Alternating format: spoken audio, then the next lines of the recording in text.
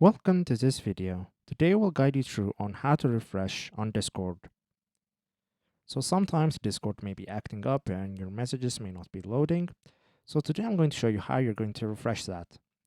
There are two methods, and the first method is the easy method and the recommended method. So to refresh, all you have to do is use the shortcut Ctrl+R. As you can see, the screen goes black and Discord refreshes itself. So this is the first method to refresh Discord. Another method that you can try is close Discord and go to Task Manager. After going to Task Manager, what you need to do is on the search bar, search for anything related to Discord and end all tasks.